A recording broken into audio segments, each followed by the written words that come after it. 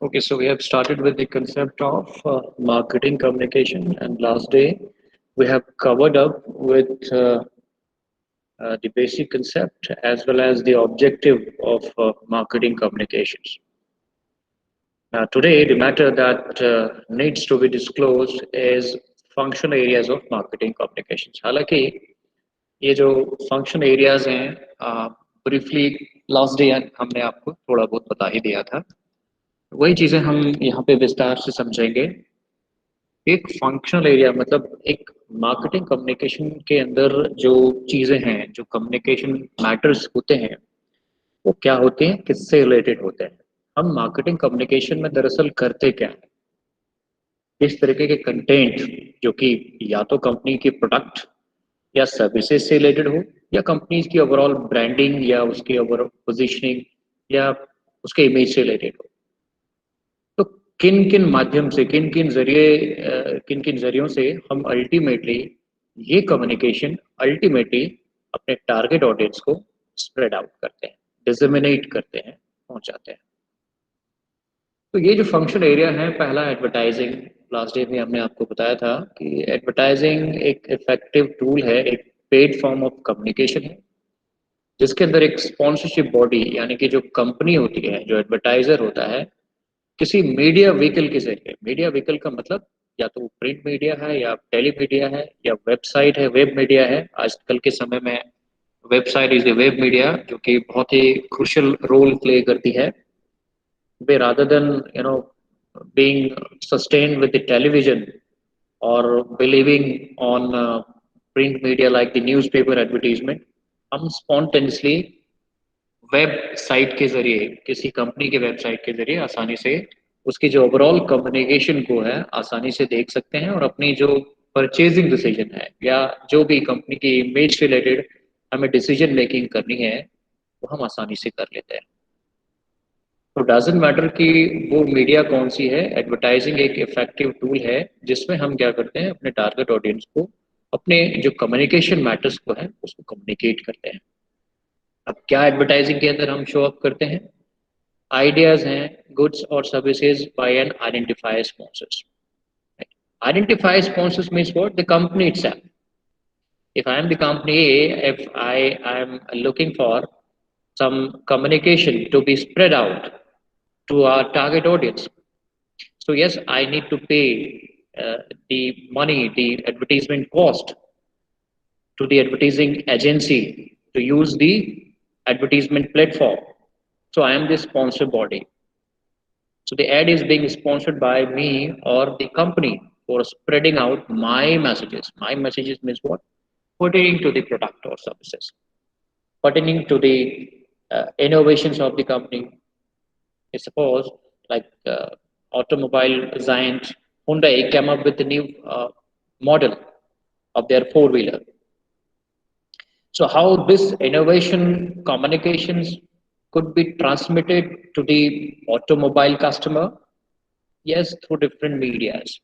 Different medias would be like एक तो auto expo होती है शोज साल में एक बार, जिसके अंदर एक कॉमन जो प्लेस होता है वहां पर जितने भी कार के नए नए मॉडल्स अलग अलग कंपनीज की, सिर्फ मैं ये बात नहीं करूंगा कि हुंडई या मारुति सुजुकी का होगा, जितने भी प्लेयर हैं उस वक्त जिस समय जब ये प्रोमो हो रहा होता है ऑटो एक्सपो के दौरान, तो अपने अपने नए मॉडल्स को लेकर वो पेश करते हैं। एक तो वो तरीका हो गया। दूसरी अगर आप बात करें आज के समय में, यूट्यूब एक बहुत बड़ा जो वेब मीडिया है जिसके जरिए हम किसी ऑटोमोबाइल प्रोडक्ट को एक्सपो कर सकते हैं, एक्सपोज कर सकते हैं। कई या तो वो पेड एडवर्टाइजिंग यूट्यूबर्स होता है। यूट्यूबर्स मतलब है कि भाई मैं एक यूट्यूबर हूँ और मेरा जो यूट्यूब चैनल किससे रिलेटेड है कि मैं फोर व्हीलर में जो नई टेक्नोलॉजी आती है किसी कंपनी का, मैं उसको एक्सपोज करता हूँ अपने चैनल में, उसके ओवरऑल क्वालिटी के फीचर्स को या इनोवेशन में अंदर जो कंपनी बात कह रही है, मैं उसको लोगों के सामने तक लेकर आता हूँ।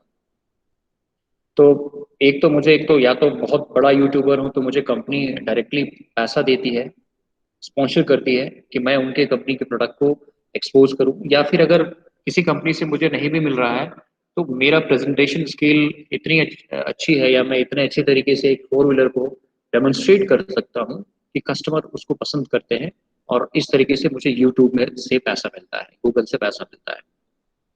तो वो आप देखते होंगे ऐसे कई है, कार गुरु है, कार देखो है, ऑटो पोर्टल है, देर आर सो मेनी। तो वो आपके जो ब्रांड है, जो इनोवेशन लेकर आप आए हैं, उसको वो एक्सपोज कर रहे हैं अपने यूट्यूब चैनल के माध्यम से। सिंपली टीवी के अंदर ऐड आ जाती है, जिसके अंदर अभी जितने भी बहुत सारे मॉडल आपके हुंडई का है, टोयोटा का है, तो इन सभी चीज़ों को टीवी के जरिए भी वो ऐड के जरिए कम्युनिकेट कर देते हैं। तो बेसिकली जो एडवर्टाइजिंग है एक पेड फॉर्मेट होता है। कंपनीज के जो इन्फॉर्मेशन हैं या प्रोडक्ट या सर्विसेज से रिलेटेड, उसको ब्रॉडकास्ट करती है, और इसके बदले में कंपनी उसको स्पॉन्सर करती है, या जो एडवर्टीजमेंट कॉस्ट होती है, जो उसके जो मीडिया व्हीकल का इस्तेमाल या मीडिया प्लेटफॉर्म का इस्तेमाल करते हुए वो मैसेजेस को ट्रांसमिट करते हैं, उसके लिए वो पेड करते हैं। Advertising is a paid form commercial act of communication. Paid form commercial, ठीक है। Non personal, non personal means advertisement के अंदर it is not fix that there is a fix customers, so anybody can buy the product which is being advertised by the company. That is the non-personal paid form of communication, where we usually share our ideas, goods, or related with any messages which is pertaining to the company's overall branding or innovations. So that's called the advertising. Advertising messages have been tailored to mass and employs mass media such as radio, television, newspaper and magazines. हालांकि यहाँ पे एक website जो सबसे important media की बात आती है, उसका जिक्र नहीं किया गया है।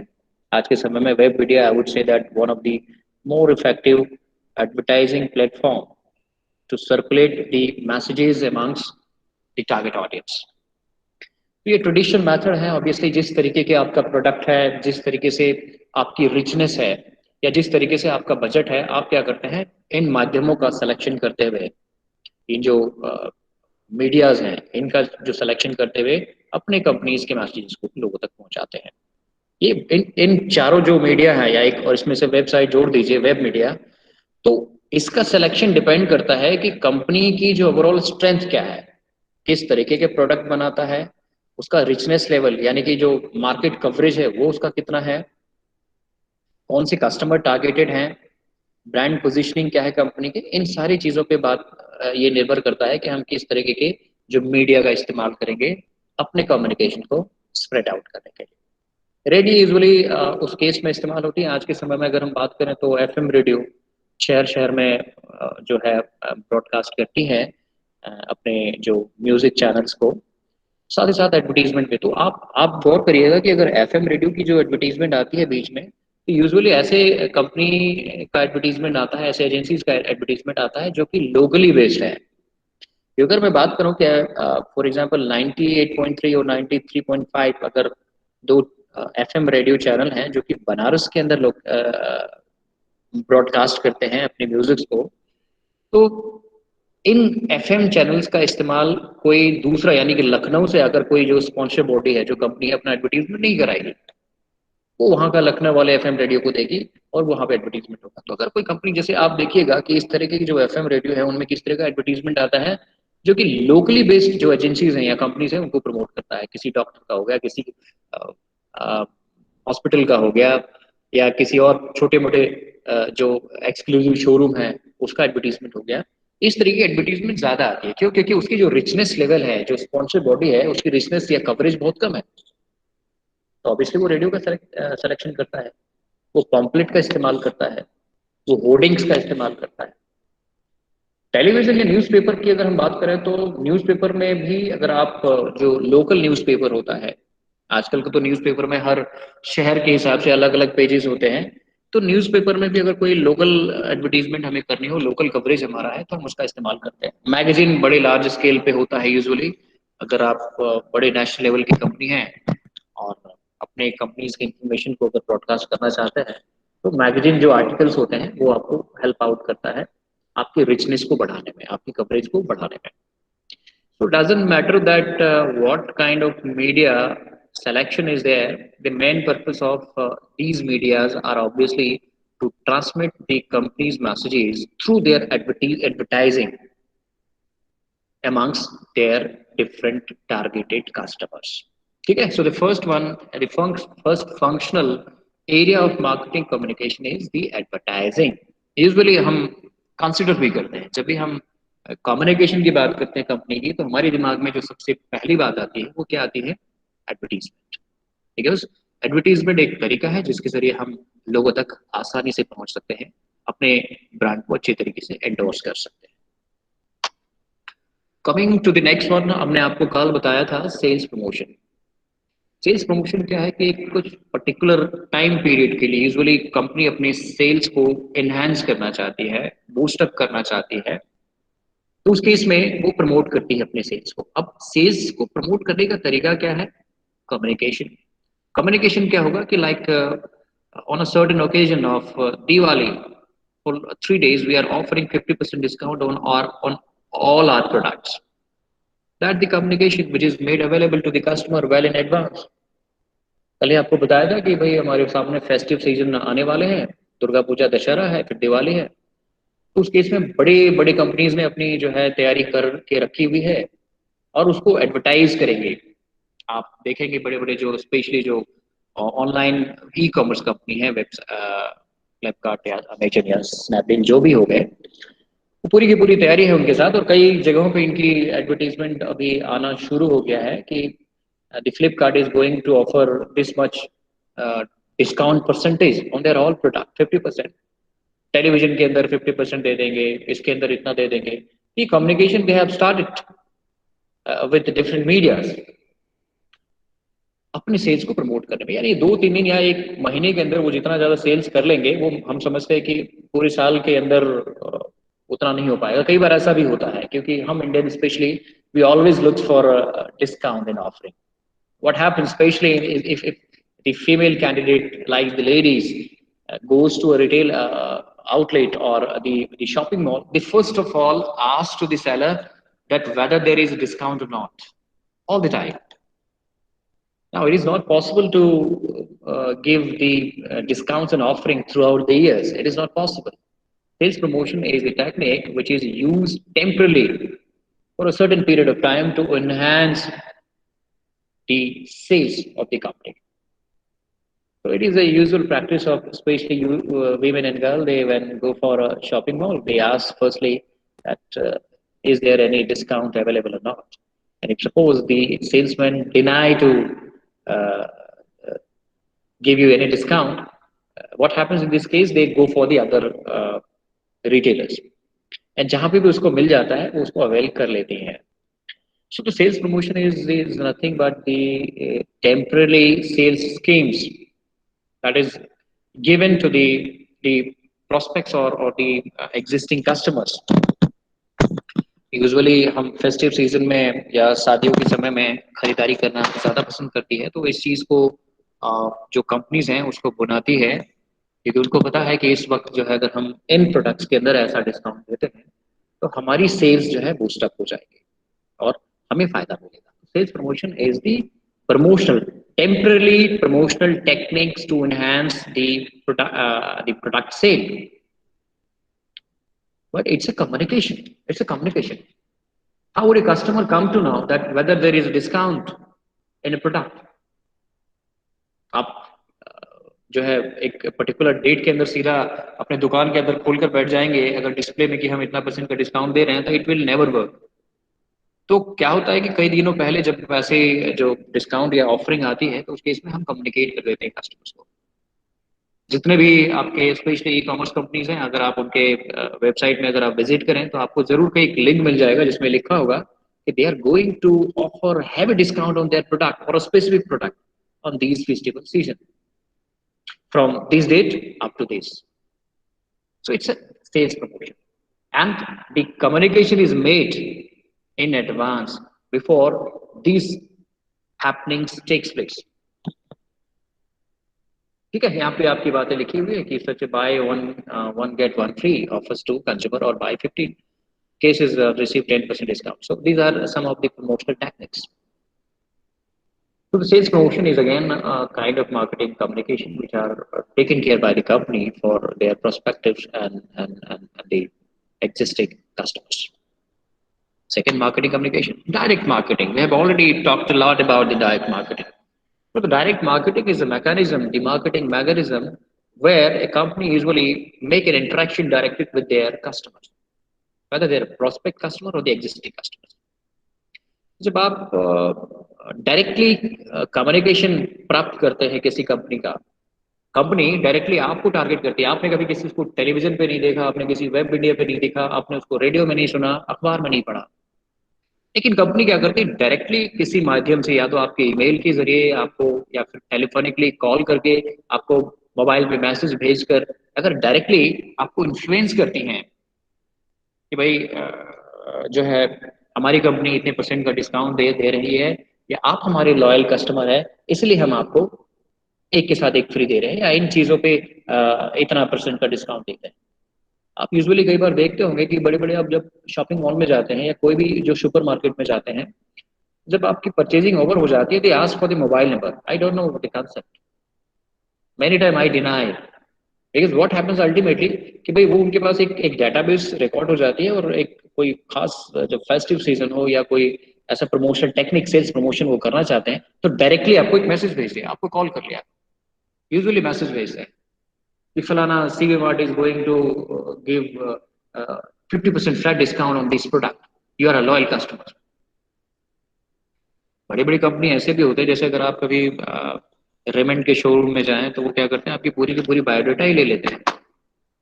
आपने 1,000 रुपये की खरीदारी करी है, भाई आपका नाम क्या है, आपका डेट ऑफ बर्थ क्या है, आपकी मैरिज एनिवर्सरी कब है, वगैरह वगैरह।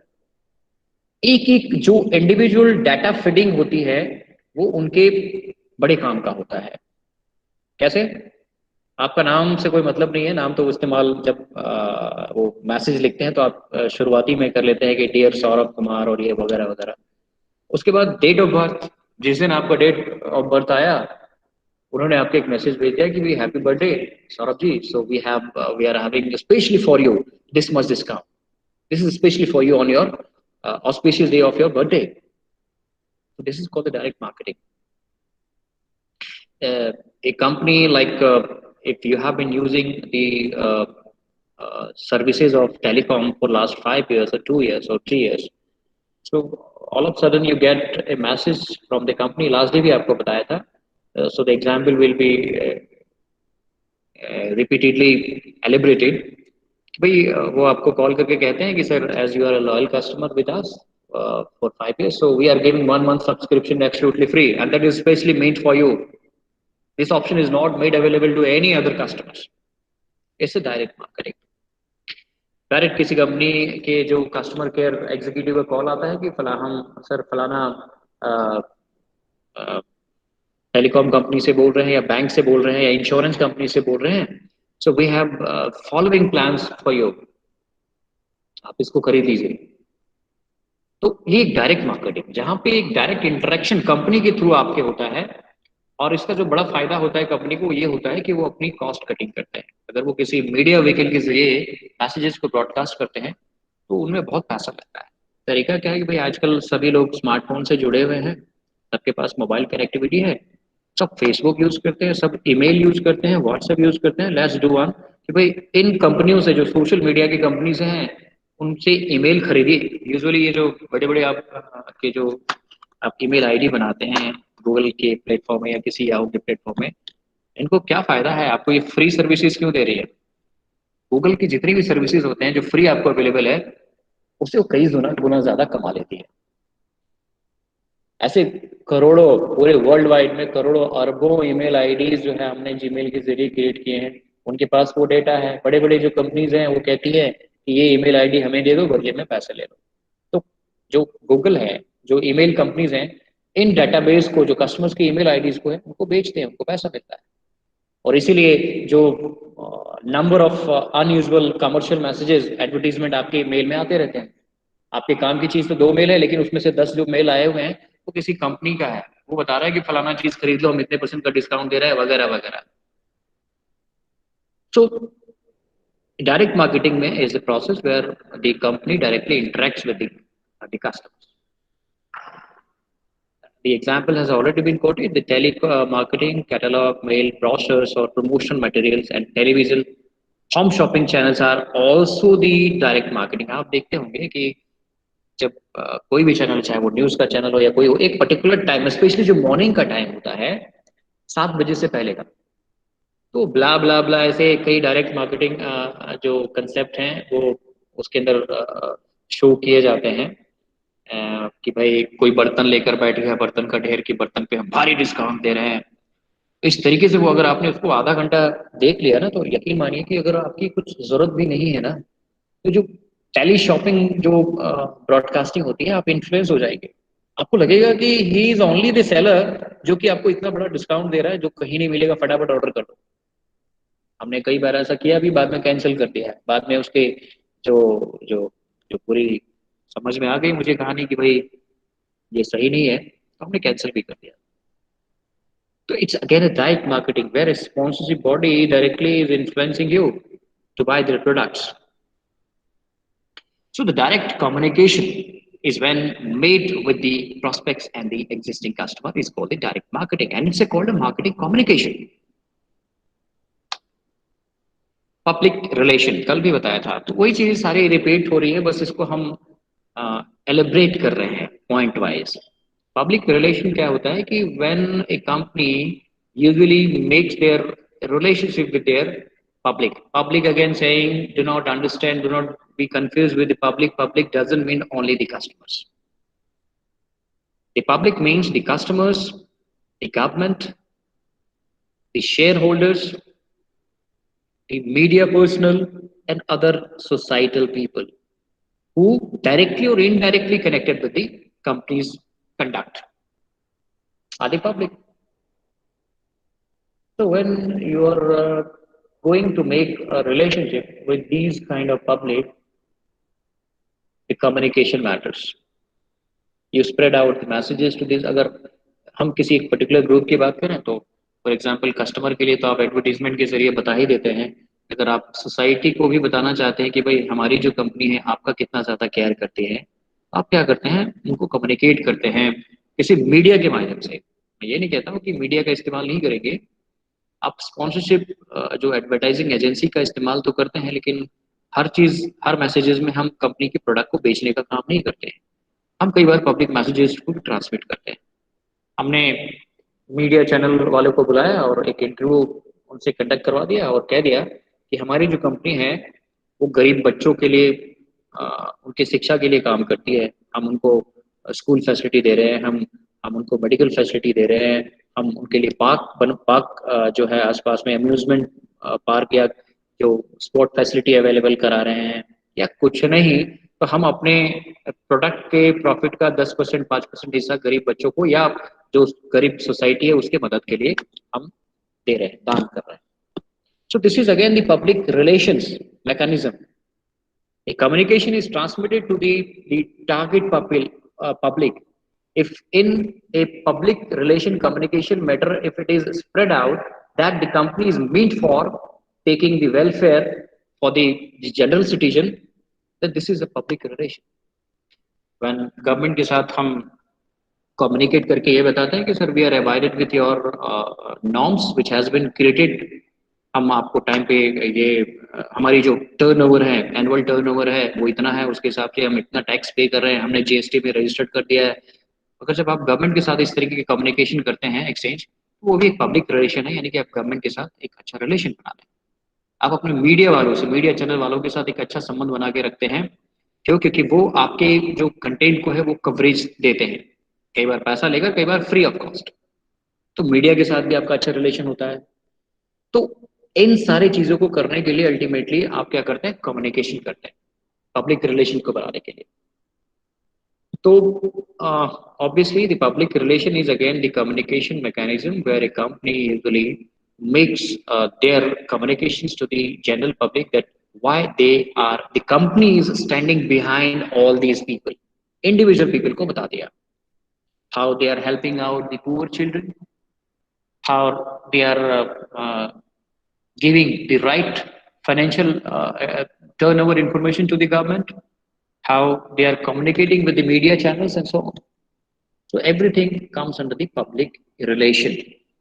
Public relation, again saying, doesn't stand for making a relationship only with the customers. That's not the public relation. Personal selling, ये भी हमने आपको कल बताया है. Personal selling is what? You are targeting each individual customer for selling them customized products. Customization means what? When you are specifically offering or designing a product or services which is specially desired by an individual customer. So that's called the personal selling. It's not the mass selling. एक होता है मास selling, एक होता है personal selling. मास selling में आप एक common product सभी को अवेलेबल कराते हैं, लेकिन जब पर्सनल सेलिंग की बात आती है उस समय हम क्या करते हैं, स्पेसिफिक नीड के हिसाब से, जो कस्टमर्स की जो अपनी खुद की चॉइस है उसके हिसाब से प्रोडक्ट डिजाइन करके दे देते हैं. That's called the personal selling. आप नाई की दुकान में जाते हैं, बार्बर शॉप में जाते हैं, तो कभी आपने ये देखा है कि एक जो कॉमन कटिंग होती है हेयर कटिंग की, हेयर ड्रेसिंग की, वो सभी को दिया जाता है कि भाई जो बार्बर है, जो नाई है, वो कैंची लेकर बैठा हुआ है, उसुरा लेकर बैठा हुआ है, जैसे कस्टमर सीट पे बैठते हैं एक ही कटिंग सबको काट कर और पैसे ले लेती है. कभी आपने देखा है क्या? नहीं देखा होगा. वहाँ पे जितने भी इंडिविजुअल कस्टमर जाते हैं हेयर कट के लिए या भी कुछ और भी अपना जो पर्सनल है फेशियल कराने या कोई भी चीज कराने के लिए, तो सबकी अपनी अपनी अलग नीड्स होती है और उन अलग अलग नीड्स के हिसाब से जो नाई होता है, जो बार्बर होता है, वो आपको सर्विस प्रोवाइड कराता है. That's called the personal selling. आप रेस्टोरेंट में जाते हैं तो क्या जो रेस्टोरेंट वाला है या जो जो सर्विस स्टाफ्स हैं, बहरे हैं, वो आपको एक जैसा फूड देते हैं क्या? हर कस्टमर्स की अपनी अलग चॉइस होती है, अपना अपना टेस्ट होता है, उसके हिसाब से वो फूड ऑर्डर करते हैं और उसके हिसाब से वो पेड करते हैं. That's called the personal selling. आप किसी फर्नीचर शॉप में जाते हैं, वहां पे अपने डिजाइन का जो है फर्नीचर बनाते हैं, अपने हिसाब का वो आप बेड तैयार करवाते हैं. That's called the personal selling. So the personal selling means what? When a company is specifically focusing upon each individual customers, they fulfill the exact needs of an individual. That's called the personal selling. आप DTH के अंदर जाइए, अपने हिसाब से जो है channel design करिए और उसके हिसाब से पे करिए. That's called the personal selling. That was not available. अगर एक डेढ़ एक साल की पहले की बात करें तो ये डीटीएच के साथ नहीं थी. कंपनी जो आपको चैनल डिजाइन करके देती थी वही आप खरीदते थे, मजबूरन खरीदते थे. लेकिन फिर ट्राई की जो नई नॉर्म्स आई जिसके अंदर ये कहा गया कि हर डीटीएच कंपनी एग्जैक्ट जो कस्टमर्स, जो ऑडियंस है, उनके नीड के हिसाब से चैनल ऑफर करेगा. जबरदस्ती कोई भी चैनल या चैनल पैकेज इन्फोर्स नहीं करेगा.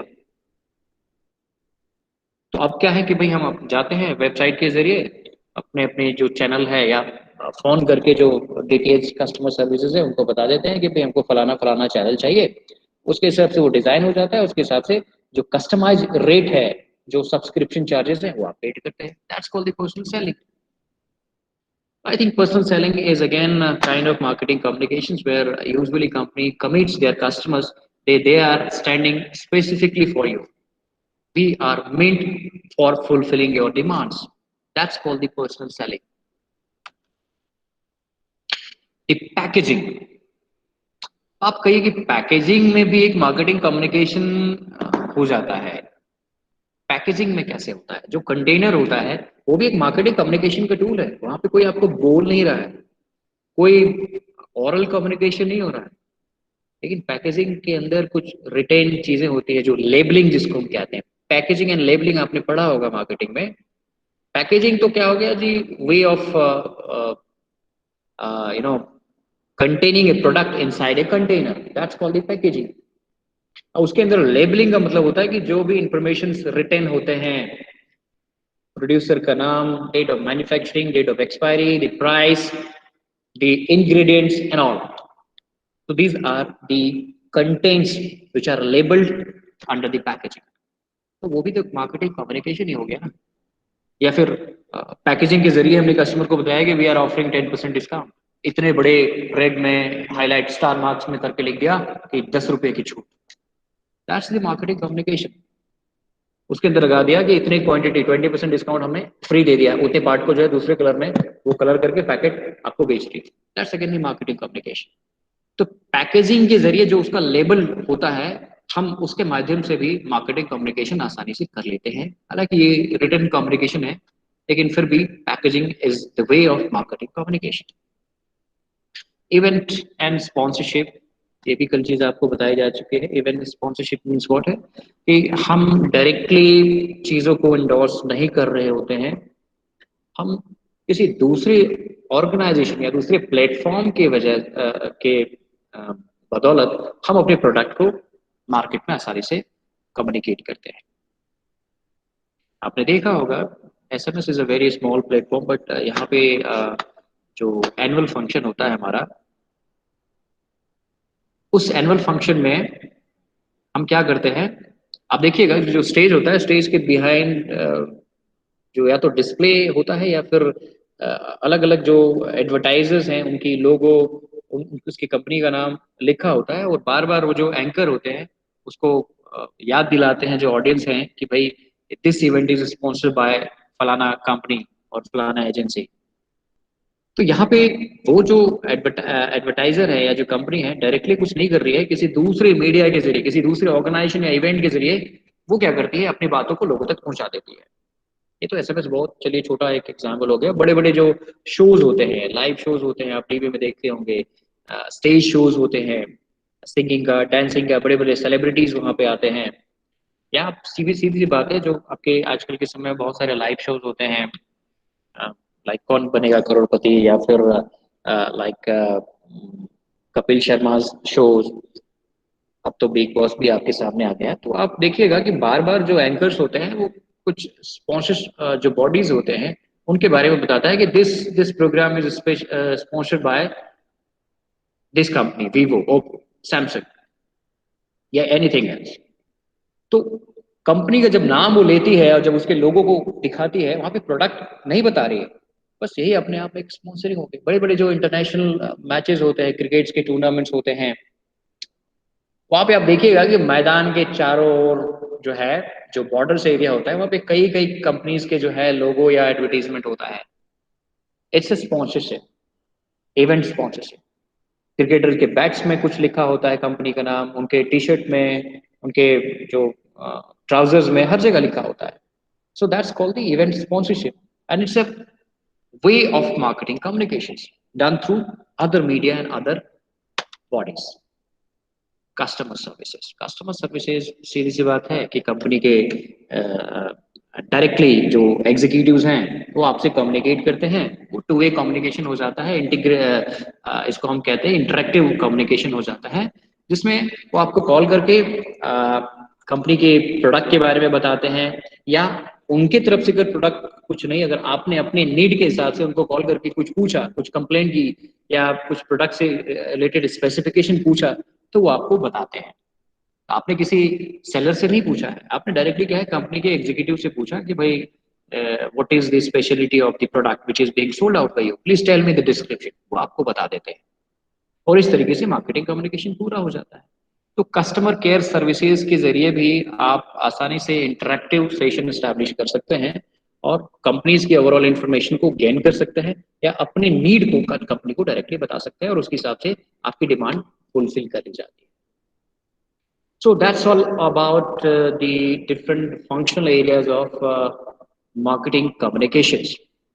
So we will stop here today, but before winding up the session, I would like to invite you all to raise your questions pertaining to the topic which has been disclosed today. Any questions? Come up.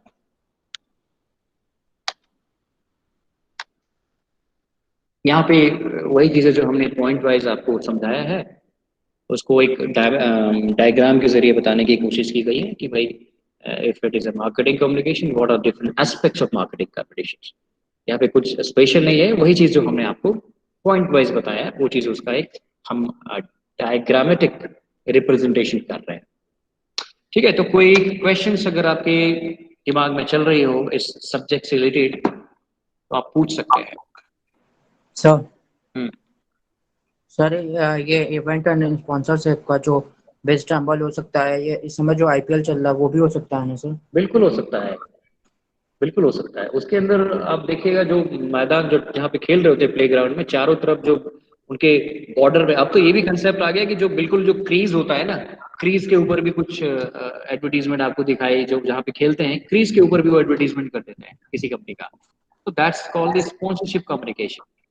उनके bats में तो होते ही है, उनके जो instruments में होते ही हैं। आजकल क्रीज को भी लोग नहीं छोड़ रहे हैं, उसको भी जो है बेच रहे हैं, और किसी कंपनी का एडवर्टीजमेंट उसके अंदर आ जाता है।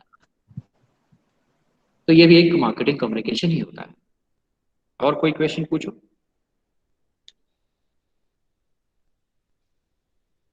अपार्ट फ्रॉम अपूर, मुझे पता है कि और लोग भी हैं, तो they can ask.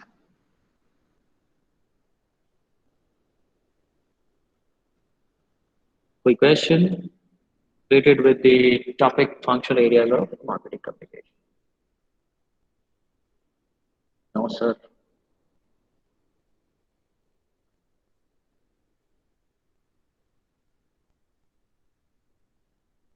Okay, then thank you very much for joining the session. Thank you.